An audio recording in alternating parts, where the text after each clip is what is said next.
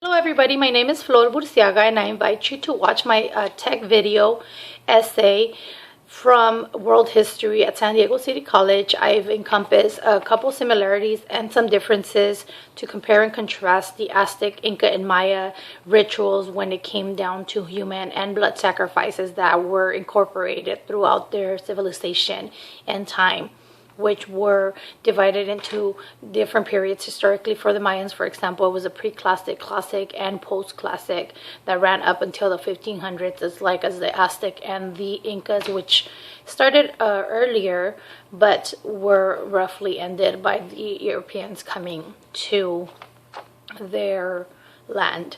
So in regards to sacrifices, I would like to point out that they went ahead and believed in and very emphasized their lives around the rituals and the ceremonies to appease the gods, make sure their agriculture prospered and they could be strong in regards to combat.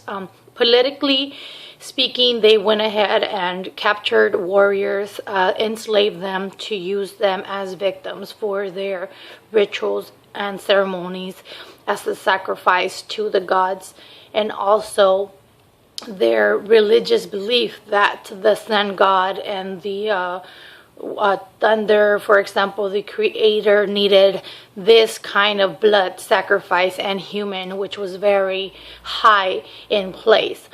So they incorporated the choosing of different victims, like I mentioned, the captured warriors. Another one was also their own people, and in regards to that, it was a privilege and honor. Children were the majority of the Incan sacrifices, were labeled as pure as well as could be a messenger to the gods. So they believed in that. Would you feel privileged if your son or daughter were chosen to be sacrificed for your empire? I know that in this time I wouldn't. So in regards to other sacrifices from the Mayan, for example, they went ahead and played a ball game that the losing players would be decapitated, and this would be an offering and a sacrifice. So it was a game of death per se. Would you like to play a game like that?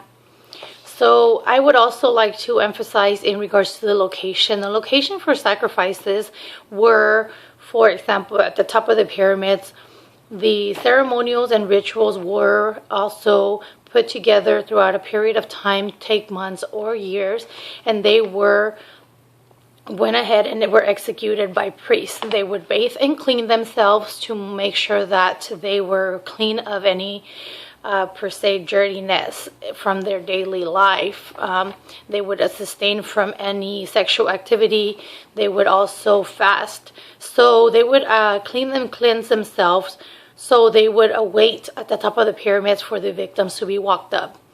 Obsidian knife was the tool of choice to go ahead and rip into the chest and pull out the steel beating heart. The blood would run down the steps, and as thousands of people would be watching these acts.